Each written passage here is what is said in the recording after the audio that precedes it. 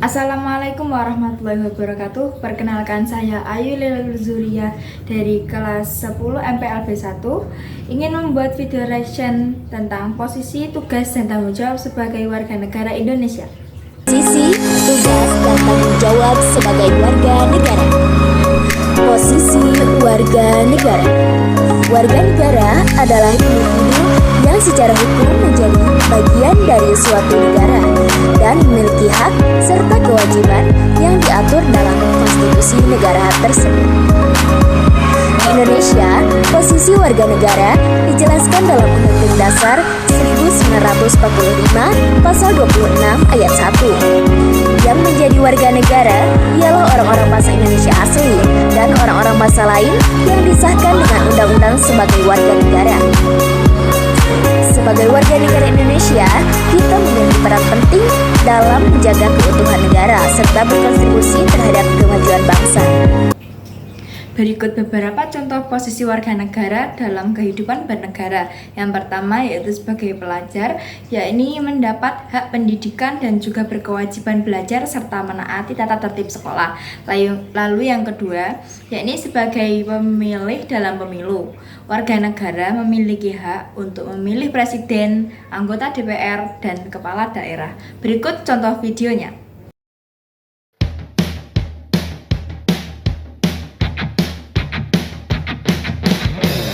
Tiba saatnya Indonesia.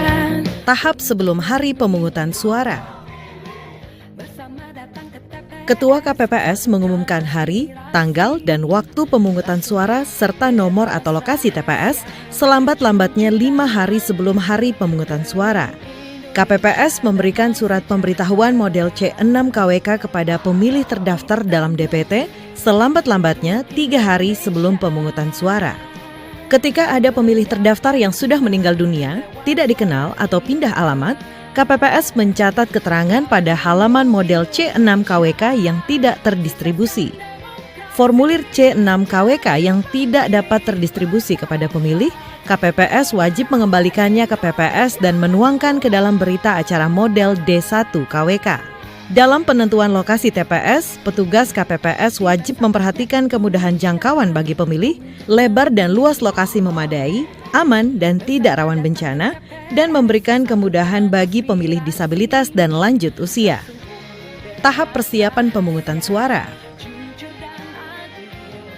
Pada hari pemungutan suara, ketua dan anggota KPPS harus datang di TPS selambat-lambatnya pukul 6 waktu setempat.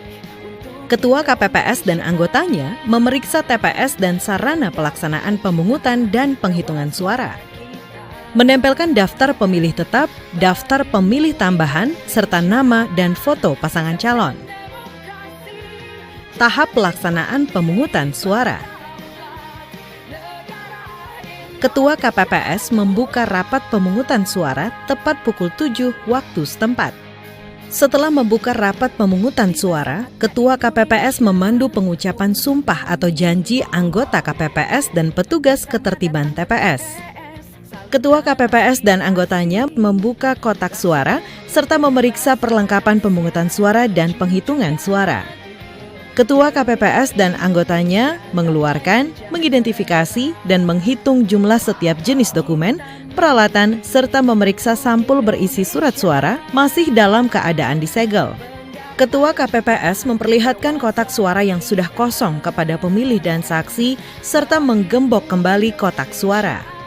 Anggota KPPS keempat meminta kepada petugas ketertiban TPS agar mengarahkan pemilih yang tidak dapat menunjukkan formulir model C6 KWK untuk memastikan namanya tercantum dalam daftar pemilih dan wajib menunjukkan KTP elektronik atau surat keterangan kepada KPPS.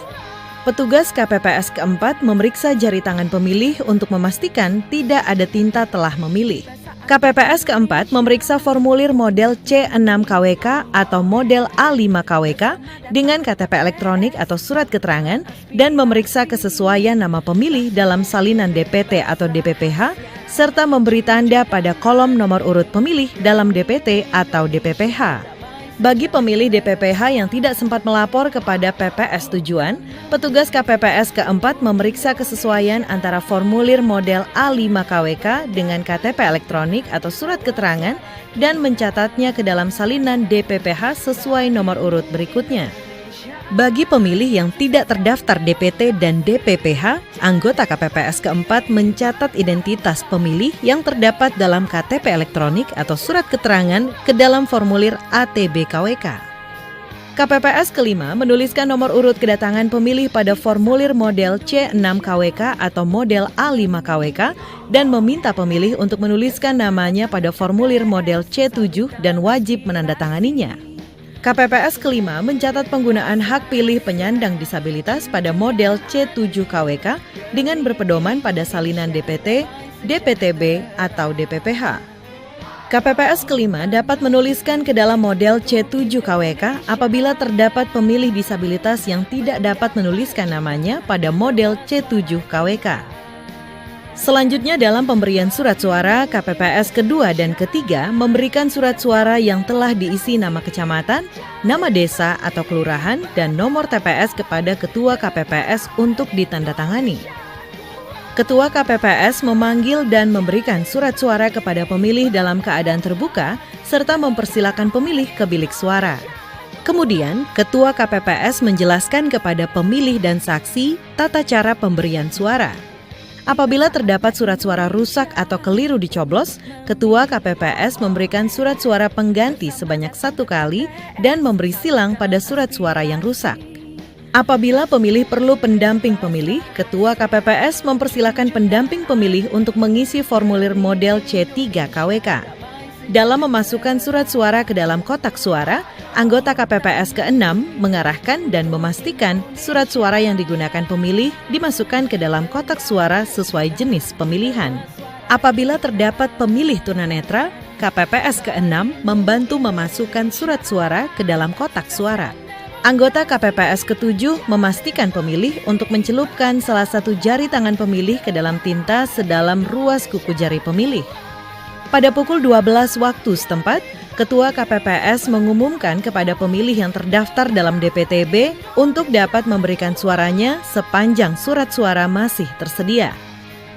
Pada pukul 13 waktu setempat, Ketua KPPS mengumumkan bahwa pemungutan suara telah berakhir. Tugas dan tanggung jawab sebagai warga negara. Sebagai warga negara, kita tidak hanya memiliki hak, tetapi juga harus menjalankan kewajiban dan tanggung jawab. Berikut beberapa tugas dan tanggung jawab utama. Beberapa tugas dan tanggung jawab utama. A. Mematuhi hukum dan peraturan. Menaati peraturan yang berlaku dalam kehidupan sehari-hari, seperti peraturan lalu lintas, hukum pidana, dan undang-undang lainnya. Menghormati hak dan kebebasan orang lain. B. Membela dan menjaga keutuhan negara. Ikut serta dalam upaya mempertahankan negara, baik melalui bela negara, kepatuhan terhadap hukum, maupun menjaga persatuan dan kesatuan. C. Menghormati simbol dan lambang negara. Menghormati bendera merah putih, lagu kebangsaan Indonesia Raya, serta Pancasila sebagai dasar negara. D. Berkontribusi bagi masyarakat dan bangsa. Ikut serta dalam kegiatan sosial dan gotong royong. Berpartisipasi dalam pembangunan nasional, seperti dengan belajar dengan giat agar dapat berkontribusi bagi negara di masa depan. E. Membayar pajak dan retribusi. Membayar pajak sesuai ketentuan sebagai bentuk partisipasi dalam pembangunan negara. F. Menggunakan hak pilih dalam pemilu. Berpartisipasi dalam pemilihan umum untuk memilih pemimpin yang bertanggung jawab. Dalam gotong royong, tugasnya yakni berpartisipasi aktif dalam kegiatan sosial di lingkungan seperti kerja bakti, ronda malam, atau membantu tetangga yang sedang membutuhkan. Tanggung jawabnya yakni menjaga kekompakan dan kebersamaan dalam masyarakat, membangun solidaritas untuk menciptakan lingkungan yang aman dan nyaman. Lalu yang kedua yakni dalam membayar pajak, yakni tugasnya membayar pajak sesuai ketentuan yang berlaku seperti pajak penghasilan, pajak kendaraan, atau PPN saat berbelanja. Tanggung jawabnya yakni ikut berkontribusi dalam pembiayaan pembangunan nasional seperti pembangunan jalan, sekolah, dan fasilitas umum lainnya. Lalu, bersikap jujur dalam melaporkan penghasilan dan kewajiban perpajakan. Kesimpulan, sebagai warga negara, kita memiliki posisi yang penting dalam kehidupan bernegara. Selain mendapatkan hak yang telah dijamin oleh negara, kita juga harus menjalankan tugas dan tanggung jawab kita agar tercipta kehidupan yang adil, sejahtera, dan harmonis dalam masyarakat. Setelah mempelajari materi ini, saya menjadi lebih sadar akan pentingnya peran saya sebagai warga negara. Tidak hanya menikmati hak-hak seperti pendidikan dan kebebasan berpendapat, tetapi saya juga memiliki tugas dan tanggung jawab untuk ikut serta menjaga persatuan dan mematuhi hukum negara. Materi ini saya mengajarkan bahwa setiap warga negara memiliki posisi yang setara di hadapan hukum dan berhak turut serta dalam proses demokrasi. Oleh karena itu, saya merasa terdorong untuk menjadi orang yang peduli dan bertanggung jawab terhadap negara. Sekian